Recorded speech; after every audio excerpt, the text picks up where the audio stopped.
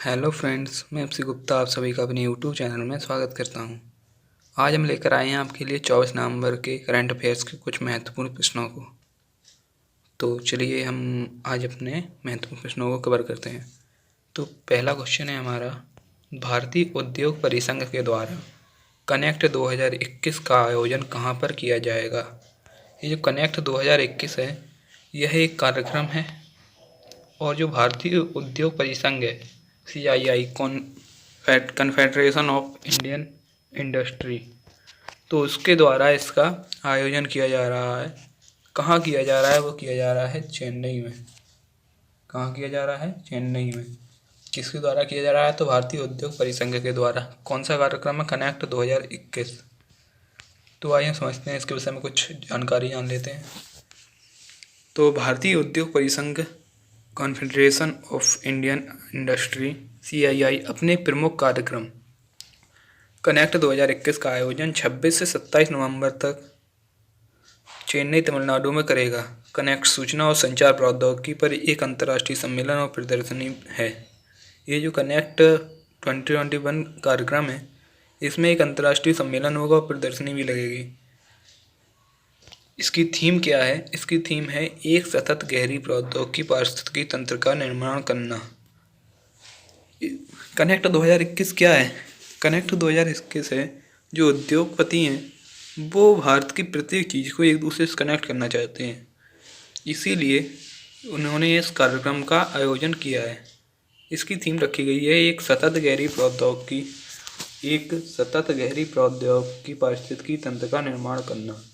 अर्थात ऐसे एक तंत्र का निर्माण करना जिसमें एक ऐसे प्रौद्योगिकी तंत्र का निर्माण करना, अर्थात ऐसे एक इंडस्ट्रियल तंत्र का निर्माण करना जिसमें प्रत्येक चीज़ एक दूसरे से कनेक्ट हो। उसी को कहते हैं पारिस्थितिकी तंत्र, कि एक दूसरे से कनेक्ट हो, उसी को पारिस्थितिकी तंत्र कहते हैं। इसलिए और इसमें प्रौद्योगिकी जोड़ दिया गया है, तो प्रौद्योगिकी पारिस्थितिकी तंत्र अर्थात औद्योगिक क्षेत्र में एक दूसरे से कनेक्ट।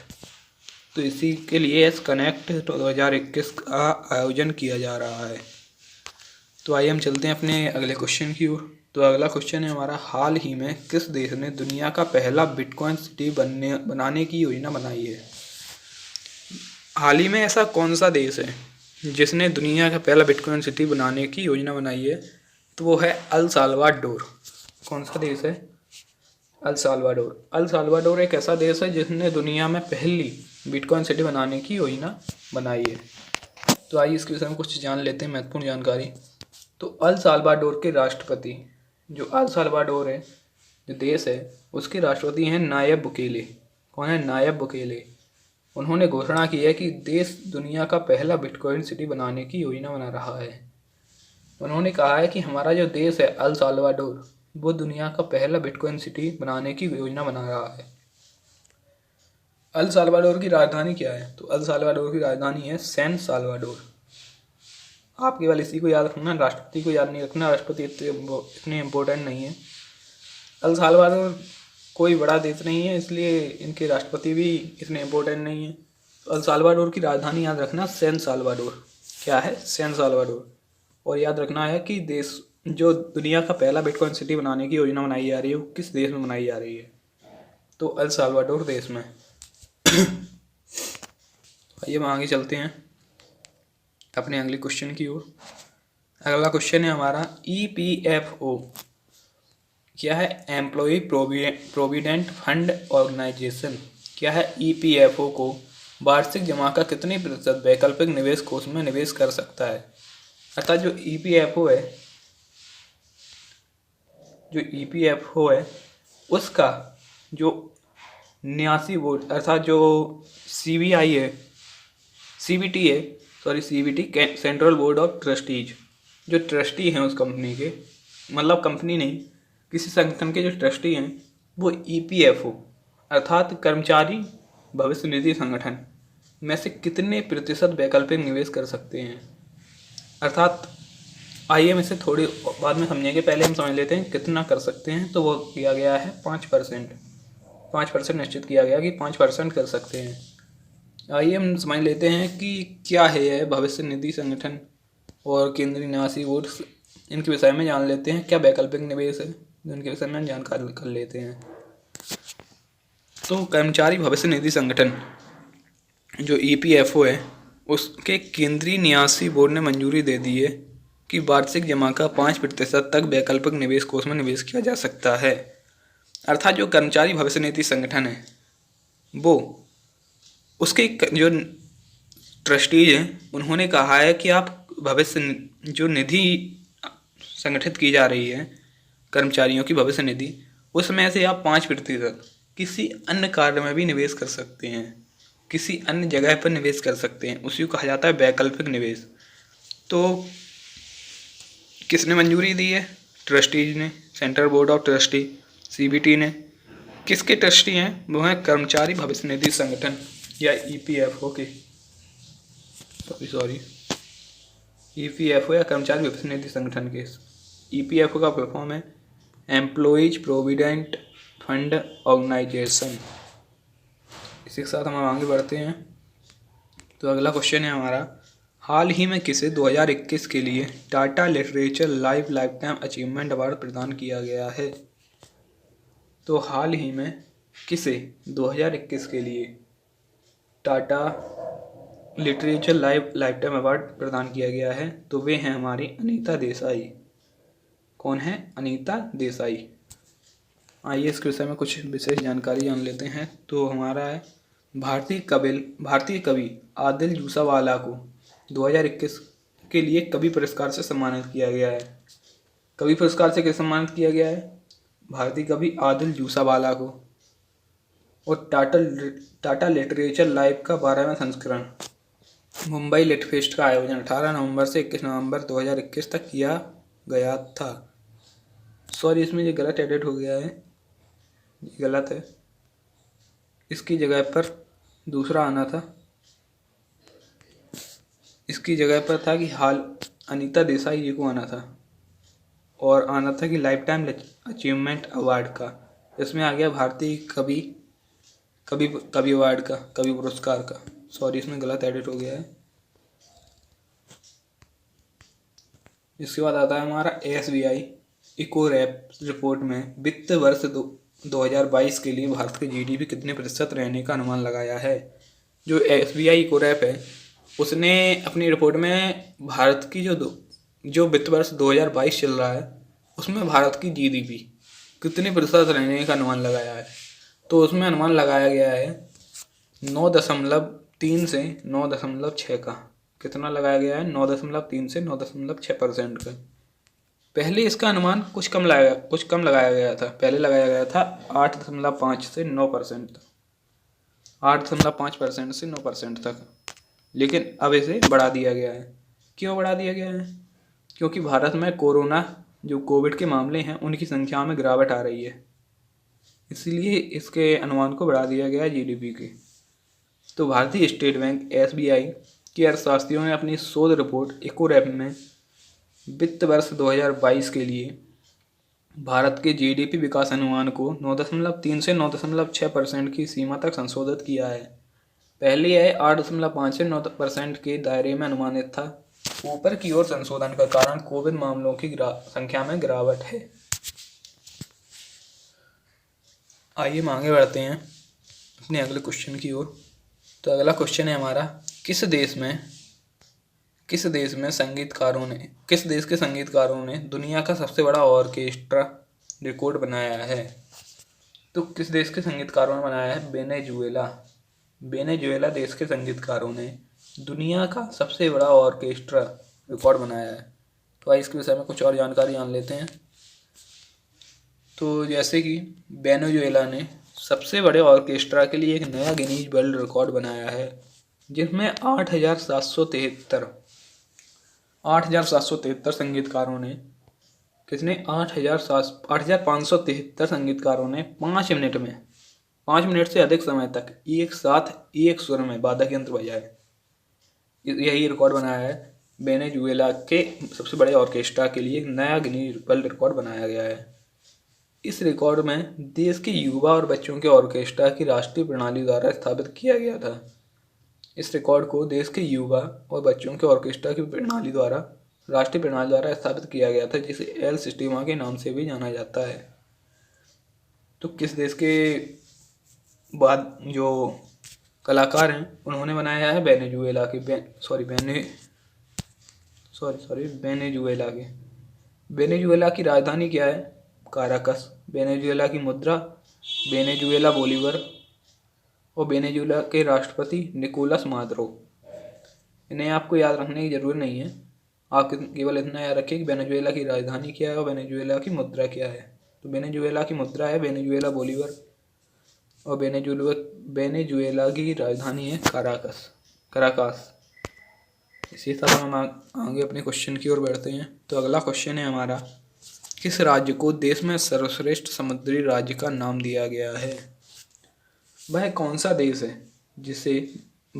राज्य है जिसे देश में सर्वश्रेष्ठ समुद्री राज्य का नाम दिया गया है? तो वह आंध्र प्रदेश। जैसा कि हमने अपनी लास्ट वीडियो में बताया था, 23 नवंबर की वीडियो में बताया था कि किस राज्य को, किस जो पुलिस स्टेशन है, किस राज्य का पुलिस स्टेशन को सर्वश्रेष्ठ पुलिस स्टेशन का दर्जा दिया गया है?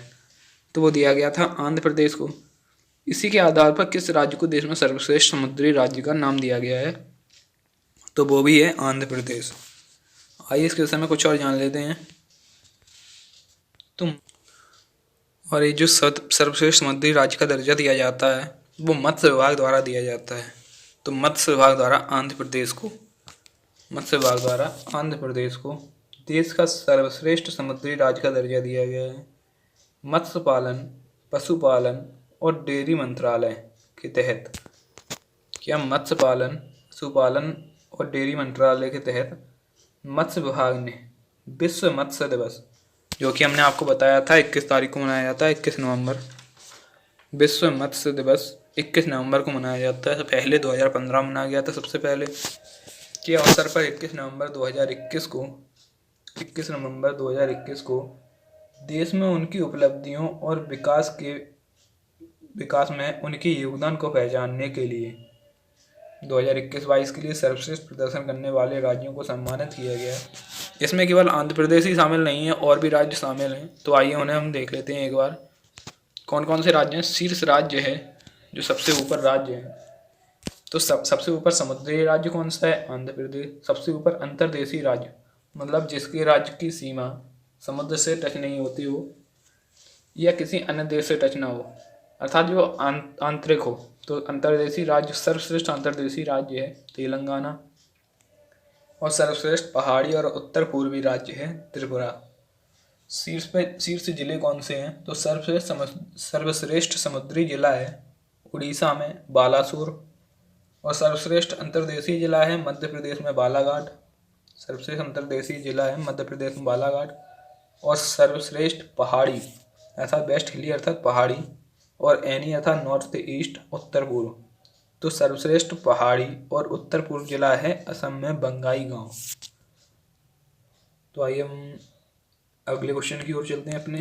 तो अगला क्वेश्चन है हमारा, कार्तिक पूर्णिमा के अवसर पर बोईता बंदना एक त्योहार टाइप है। बोईता बंदना इसे किस राज्य में मनाया जाता है? तो कार्तिक पूर्णिमा के अवसर पर मनाया जाता है बोईता बंदना। इसे किस राज्य में मनाया जाता है? तो उड़ीसा में। किस राज्य में मनाया जाता है? उड़ीसा में। तो आइए इसके विषय में कुछ विस्तृत जानकारी जान लेते हैं। तो कार्तिक पूर्णिमा पर, जिसे बोईता बंदना भी कहा जाता है, उड़ीसा में विभिन्न जल निकायों में मनाया जाता है। जो उड़ीसा के विभिन्न जल निकाय हैं उनमें बोईता बंदना मनाया जाता है। यह त्यौहार समुद्री परंपरा है। जो बोईता बंदना त्यौहार है वो एक समुद्री परंपरा है, जिसे कलिंगा के समुद्री व्यापार इतिहास के लिए एक वसीयतनामा के रूप में मनाया जाता है। उड़ीसा के अन्य लोकप्रिय त्यौहार हैं छऊ महोत्सव, कोणार्क नृत्य महोत्सव, बाली यात्रा, राजा परवा और नुआखाई। तो आइए एक बार हम इनका रिवीजन कर लेते हैं दोबारा से। तो भारतीय उद्योग परिसंघ के द्वारा कनेक्ट 2021 का आयोजन कहाँ पर किया जाएगा? तो चेन्नई में किया जाएगा। कहाँ किया जाएगा? चेन्नई में किया जाएगा। भारतीय उद्योग परिसंघ जो CII है, कॉन्फेडरेशन ऑफ इंडियन इंडस्ट्री, उसने अपने प्रमुख कार्यक्रम कनेक्ट 2021 का आयोजन 26 से 27 नवंबर तक चेन्नई तमिलनाडु में करेगा। कनेक्ट सूचना और संचार प्रौद्योगिकी पर एक अंतर्राष्ट्रीय सम्मेलन और प्रदर्शनी भी है। इसकी थीम क्या रखी गई है? तो इसकी थीम रखी गई है एक सतत गहरी प्रौद्योगिकी पारिस्थितिकी तंत्र का निर्माण। हाल ही में किस देश ने दुनिया का पहला बिटकॉइन सिटी बनाने की योजना बनाई है? तो वो है अल साल्वाडोर। और अल साल्वाडोर के राष्ट्रपति कौन है? Nayib Bukele. उन्होंने घोषणा की है कि बिटकॉइन सिटी बनाएंगे दुनिया की सबसे पहली। अल साल्वाडोर की राजधानी है सैन साल्वाडोर।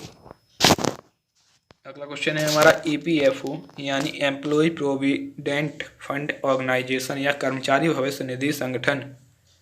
तो EPFO को वार्षिक जमा का कितने प्रतिशत वैकल्पिक निवेश कोष में निवेश कर सकता है? तो वो है आंसर 5%। कर्मचारी भविष्य निधि संगठन के केंद्रीय न्यासी बोर्ड यानी ट्रस्टी ने मंजूरी दे दी है कि वार्षिक जमा का 5% तक वैकल्पिक निवेश कोष में निवेश कर सकते हैं। वैकल्पिक निवेश कोष अर्थात किसी अन्य जगह पर निवेश करना। हाल ही में किसे 2021 के लिए टाटा लिटरेचर लाइफ या लाइफ टाइम अचीवमेंट अवार्ड प्रदान किया गया है? तो वो हैं अनीता देसाई जी। और जो 2021 का कवि पुरस्कार है उसे दिया गया है तो आदिल जूसावाला को, जो भारतीय कवि हैं। SBI कोरैप रिपोर्ट में वित्त वर्ष 2022 के लिए भारत की GDP कितने प्रतिशत रहने का अनुमान लगाया गया है? 9.3 से 9.6%। इससे पहले कितना अनुमानित किया गया था? तो 8.5 से 9%। इसे क्यों बढ़ा दिया गया? क्योंकि भारत में कोविड के जो मामले हैं उनकी संख्या में गिरावट आई है। किस देश के संगीतकारों ने दुनिया का सबसे बड़ा ऑर्केस्ट्रा रिकॉर्ड बनाया है? वो है वेनेजुएला। वेनेजुएला देश के संगीतकारों ने दुनिया का सबसे बड़ा ऑर्केस्ट्रा रिकॉर्ड बनाया है। वेनेजुएला ने सबसे बड़े इसमें कितने संगीतकार शामिल किए गए थे? इसमें शामिल किए गए थे 8,573 संगीतकारों को, जिन्होंने 5 मिनट से अधिक समय तक एक साथ एक सुर में वादक यंत्र बजाए। इनका जो सिस्टम था, किस प्रणाली पर इन्होंने अपना जो वर्ल्ड रिकॉर्ड है वो स्थापित किया है? तो एल सिस्टेमा। एल सिस्टेमा क्या है? तो एल सिस्टेमा रिकॉर्ड यह जो एल सिस्टेमा प्रणाली है वो देश के युवा और बच्चों के ऑर्केस्ट्रा की राष्ट्रीय प्रणाली है एल सिस्टेमा। वेनेजुएला की राजधानी क्या है? तो वेनेजुएला की राजधानी है काराकास। वेनेजुएला की मुद्रा वेनेजुएला बोलीवर। वेनेजुएला के राष्ट्रपति निकोलस मादुरो। किस राज्य को देश में सर्वश्रेष्ठ समुद्री राज्य का नाम दिया गया है? तो वह है आंध्र प्रदेश। किसके द्वारा दिया गया है? तो मत्स्य विभाग द्वारा दिया गया है। देश में सबसे समुद्री राज्य का नाम दिया गया है मत्स्य पालन, पशुपालन और डेयरी मंत्रालय के तहत मत्स्य विभाग ने विश्व मत्स्य दिवस के अवसर पर, और मैंने आपको बताया था कि विश्व मत्स्य दिवस कब मनाया जाता है? तो वह मनाया जाता है 21 नवंबर को। भारत में सबसे पहले विश्व मत्स्य दिवस कब मनाया गया था? मनाया गया था 21 नवंबर 2015 को। तो उसी के अवसर पर, जो 21 नवंबर के अवसर पर उनकी उपलब्धियों और विकास को योगदान में रखते हुए और उनकी उपलब्धियों और विकास को पहचानने के लिए 2021-22 के लिए सर्वश्रेष्ठ प्रदर्शन करने वाले राज्यों को सम्मानित किया गया। तो सबसे ऊपर जो राज्य हैं उनमें समुद्री राज्य है आंध्र प्रदेश, अंतर्देशीय राज्य है तेलंगाना और पहाड़ी उत्तर पूर्व राज्य त्रिपुरा। सबसे ऊपर जो जिले हैं उनमें सर्वश्रेष्ठ समुद्री जिला है बालासोर, जो उड़ीसा में है। सर्वश्रेष्ठ अंतर्देशीय जिला है बालाघाट, जो मध्य प्रदेश में है। और सर्वश्रेष्ठ पहाड़ी और उत्तर पूर्व जिला है वो है बंगाईगांव, जो है असम में। कार्तिक पूर्णिमा के अवसर पर बोईता बंदना किस राज्य में बनाया जाता है? तो बनाया जाता है उड़ीसा में। तो बोईता बंदना क्या है? बोईता बंदना एक त्यौहार है जो समुद्री परंपरा है। इसे कब मनाया जाता है? इसे कार्तिक पूर्णिमा पर मनाया जाता है। किसके द्वारा मनाया जाता है? तो उड़ीसा के विभिन्न जल निकायों में मनाया जाता है। इसे एक समुद्री परंपरा है यह त्यौहार, जिसे कलिंगा के समुद्री व्यापार इतिहास के लिए वसीयतनामा के रूप में मनाया जाता है। उड़ीसा के अन्य लोकप्रिय त्यौहार हैं छऊ महोत्सव, कोणार्क नृत्य महोत्सव, बाली यात्रा, राजा परवा और नुआखाई। इसी के साथ आज की वीडियो हमारी समाप्त होती है।